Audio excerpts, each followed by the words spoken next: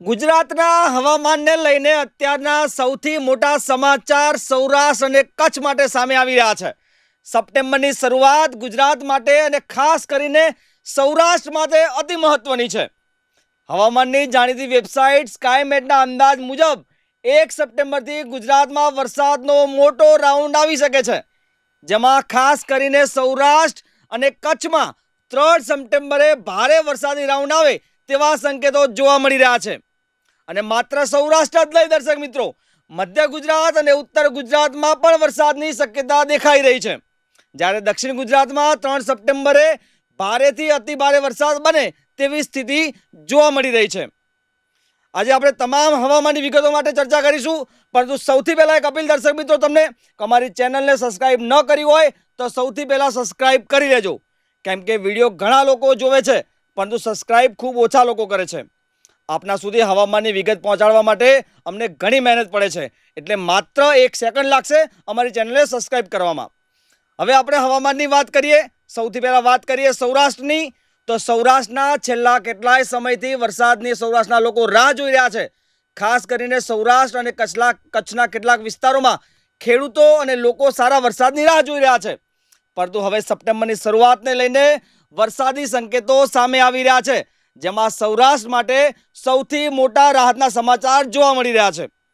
હાલની આગાહી પ્રમાણે વાત કરીએ તો 1 સપ્ટેમ્બરથી સૌરાષ્ટ્રમાં વરસાદી ગતિવિધિ વધવાની શક્યતા વ્યક્ત કરવામાં આવી છે, જેમાં ખાસ કરીને 3 સપ્ટેમ્બર, 4 સપ્ટેમ્બર અને 5 સપ્ટેમ્બર દિવસ લખી લેશો. 3, 4, 5 સપ્ટેમ્બર સૌરાષ્ટ્ર માટે અત્યંત મહત્વના છે. આ સમયગાળા દરમિયાન સૌરાષ્ટ્રના વિવિધ જિલ્લાઓમાં વરસાદ જોવા મળી શકે છે. હવે માત્ર વાત સૌરાષ્ટ્ર જિલ્લાની કયા જિલ્લામાં વરસાદ પડી શકે સૌરાષ્ટ્રના, તો રાજકોટ, જામનગર, દેવભૂમિ દ્વારકા, પોરબંદર, જુનાગઢ, ગીર સોમનાથ, અમરેલી, ભાવનગર, બોટાદ, સોનગર, મોરબી, એટલે કે સૌરાષ્ટ્રના લગભગ તમામે તમામ જિલ્લાઓમાં વરસાદ વરસી શકે છે. પરંતુ દર્શક મિત્રો, અહીંયા એક વાત નોંધી લેવી જોઈએ કે તમારે આ હવામાનની વેબસાઇટ જે સ્કાયમેટ છે આ એનું અનુમાન છે, જે ખાસ કરીને 3 થી 5 સપ્ટેમ્બરનો સમયગાળો હવામાનની દ્રષ્ટિએ મહત્વનો બની શકે છે તેવું તેમને લાગી રહ્યું છે. જો વરસાદી સિસ્ટમ વધુ મજબૂત બને તો કેટલાક વિસ્તારોમાં વરસાદનું પ્રમાણ વધી પણ શકે છે તેવી સંપૂર્ણ શક્યતાઓ દેખાઈ રહી છે. એટલે કે સૌરાષ્ટ્રના ખેડૂતો માટે આગામી દિવસો અતિ મહત્વના બનવાના છે. ખેતરમાં ઊભા પાક માટે સપ્ટેમ્બરની શરૂઆતનો દિવસો વરસાદ માટે ખૂબ જ રાહત આપનારા બની શકે છે. આપણે સૌરાષ્ટ્રની વાત કરી, કચ્છ માટે પણ રાહતના સંકેત છે. કચ્છમાં પણ સારા વરસાદની શક્યતા વ્યક્ત કરવામાં આવી રહી છે.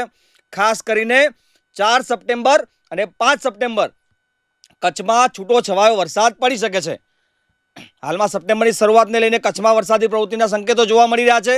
જો આ સિસ્ટમ વધુ મજબૂત બને અને ભેજવાળો પ્રવાહ ગુજરાત તરફ સક્રિય થાય તો કચ્છના કેટલાક વિસ્તારોમાં સારો વરસાદ પડી શકે છે તેવી સંપૂર્ણ શક્યતાઓ છે. દર્શક મિત્રો, આપણે કચ્છની સૌરાષ્ટ્રની વાત કરી. હવે વાત કરીએ મધ્ય ગુજરાત અને ઉત્તર ગુજરાતની. મધ્ય ગુજરાત અને ઉત્તર ગુજરાતમાં શું સ્થિતિ બની રહી છે, તો હાલના સ્કાયમેટના પ્રમાણે મધ્ય ગુજરાત અને ઉત્તર ગુજરાતના કેટલાક વિસ્તારોમાં વરસાદની શક્યતા છે, જેમાં ખાસ કરીને અમદાવાદ, ગાંધીનગર સહિતના મધ્ય ગુજરાતના વિસ્તારો માટે પણ સપ્ટેમ્બરની શરૂઆતમાં હવામાનમાં મોટો ફેરફાર જોવા મળી શકે છે.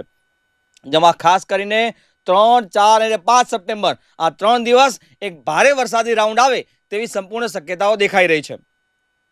હવે વાત કરીએ દક્ષિણ ગુજરાતની. તો હાલના જે સંકેતો મળી રહ્યા છે સ્કાયમેટની વેબસાઇટ દ્વારા એ પ્રમાણે 3 સપ્ટેમ્બરની આસપાસ દક્ષિણ ગુજરાતના કેટલાક વિસ્તારોમાં ભારેથી અતિ ભારે વરસાદની શક્યતા દેખાઈ રહી છે, જેમાં સુરત, ભરૂચ, નવસારી, વલસાડ, તાપી, ડાંગ અને તેની આસપાસના વિસ્તારોમાં ભારે વરસાદી રાઉન્ડ આવી શકે છે. હવે દર્શક મિત્રો, અહીંયા સૌથી મોટો સવાલ, શું ગુજરાતમાં ભારે વરસાદનો એક નવો રાઉન્ડ આવી શકે છે? હાલમાં ઉપલબ્ધ જે સંકેતો જોવામાં આવે છે તો સપ્ટેમ્બરની શરૂઆતમાં ગુજરાતમાં વિવિધ વિસ્તારોમાં વરસાદી પ્રવૃત્તિ વધવાની શક્યતા દેખાઈ રહી છે. તમને દર્શક મિત્રો એ પણ જણાવી દઈએ કે સ્કાયમેટના તાજેતરના જે અનુમાન છે 2026નું મોન્સૂન અનુમાન, એ અપડેટ મુજબ સપ્ટેમ્બરમાં દેશવ્યાપી વરસાદનો અંદાજ 80% LPA સુધી ઘટાડી દેવામાં આવ્યો છે. જે મોન્સૂન 2026નું ચોમાસું છે એ માટે પણ નબળા વરસાદની ચિંતા વ્યક્ત કરવામાં આવી છે. આપણે હવામાનની જાણીતી વેબસાઇટ સ્કાયમેટ પ્રમાણે વરસાદની શક્યતા જોઈ, પરંતુ હવે આપણે જાણીતા હવામાનના અવલોકનકાર મગનભાઈ ચંગેલા પાસેથી જાણીશું કે શું છે આગામી વરસાદની સ્થિતિ, તેમનું અવલોકન શું કહે છે. આપણી સાથે હવામાનના જાણીતા અવલોકનકાર મગનભાઈ ચંગેલા જોડી ગયા છે. મગનભાઈ, વીઆર લાઈવમાં આપનું હાર્દિક સ્વાગત છે. સ્વાગત ભાઈ. મગનભાઈ, અગાઉ જ્યારે આપણે વીઆર લાઈવ પર આગાહી કરી હતી, અવલોકન કર્યું હતું કે ઓગસ્ટ માસમાં ખૂબ સારો વરસાદ નહીં પડે, ગુજરાતમાં સારો વરસાદ ઓગસ્ટમાં નથી દેખાઈ રહ્યો. આપની આગાહી એકદમ સચોટ દેખાતી હોય એ પ્રમાણે ઓગસ્ટ માસના અત્યારે 22 તારીખ થઈ ગઈ, પણ અત્યાર સુધી ગુજરાતમાં સારો વરસાદ ઓગસ્ટ માસમાં નથી જોવા મળ્યો. હવે જ્યારે સપ્ટેમ્બર મહિનો આવી રહ્યો છે, હવામાનના નિષ્ણાતો, હવામાનની ઘણી વેબસાઇટો સપ્ટેમ્બરના પ્રથમ સપ્તાહમાં સારો વરસાદ દર્શાવી રહ્યા છે. આપનું અવલોકન શું કહી રહ્યું છે? હવે વાત એવી છે કે સ્કાયમેટ ચેનલમાં જે કઈ નકશા ઉપર મને જોવામાં આવ્યું છે એની હું વાત કરું તો 1 તારીખથી 5 તારીખ સુધી વરસાદનું ફોટા ઉપર બતાવે છે ગુજરાત ઉપર. અચ્છા. એમાં 1 તારીખ તો નબળી છે જ, 5 તારીખ નબળી છે.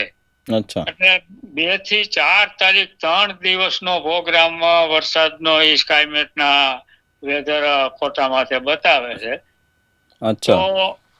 તો એમાં એક વાત એવી પણ છે કે કઈ સિસ્ટમો આવતી હોય ને એ 8-10 દિવસ પહેલા એ બતાવતા હોય, તો એ સમયગાળો નજીક આવી જાય તો એ સિસ્ટમ ગાયબ થઈ જાય, અગર તો બીજા પ્રદેશ ઉપર વહી જાય, આવું બનતું હોય છે.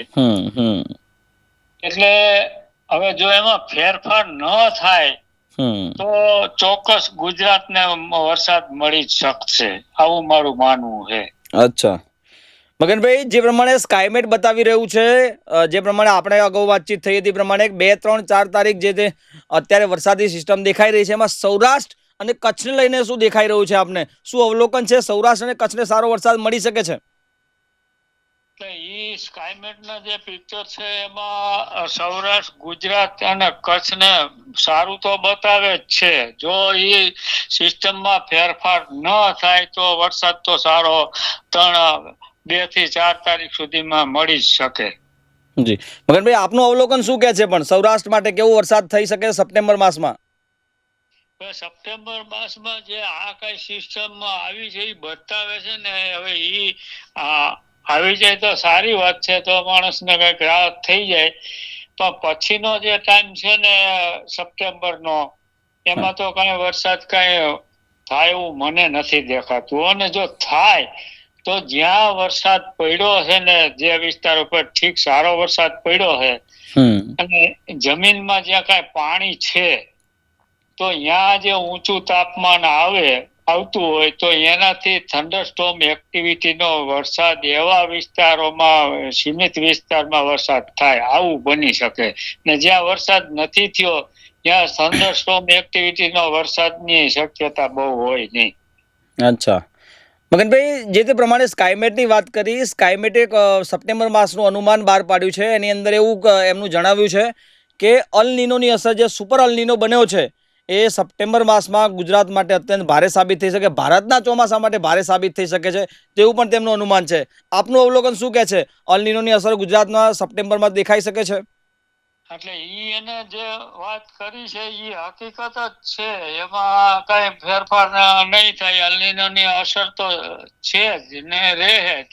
પણ હવે આ એક મધ્યપ્રદેશ ઉપર જે કઈ સિસ્ટમ આવી છે વરસાદની, જો એ કઈ ગુજરાતમાંથી આવે, લાભ મળી જાય તો સારી વાત છે. અચ્છા મગનભાઈ, તો ખેડૂતો માટે શું સલાહ આપશો આપ? જો પ્રથમ સપ્તાહમાં જ વરસાદ છે ને પછી વરસાદ નથી, તો ખેડૂતોને શું ધ્યાન રાખવું જોઈએ? પાણી વગર તો બીજો ખેડૂત કરી શું શકે? હવે એમાં તો આ જો કઈક 2, 4, 5 વરસાદ જો કોઈ વિસ્તારમાં પડી જાય તો એમાં ઘાસચારા સિવાય તો બીજું તો કઈક થઈ શકે નહીં. હવે એ તો પછી જેને જે કઈ નિર્ણય લેવા હોય એ લઈ શકે. મગનભાઈ, અત્યારે જે આ વરસાદી રાઉન્ડ આવી રહ્યો છે, 2, 3 ને 4 સપ્ટેમ્બર, કેટલો વરસાદ અંદાજ આપ કેટલું અવલોકન કરો છો? કેટલો વરસાદ પડી શકે છે? કેટલા ઇંચ જેટલો વરસાદ પડી શકે છે? જો એ વરસાદ આવશે તો 2, 4, 5 ઇંચ સુધીનો વરસાદ થઈ શકશે. અચ્છા ઓકે. જી મગનભાઈ, આપ વીઆર લાઈવ સાથે જોડાયા, આટલી માહિતી આપી એટલા માટે ખૂબ ખૂબ આભાર.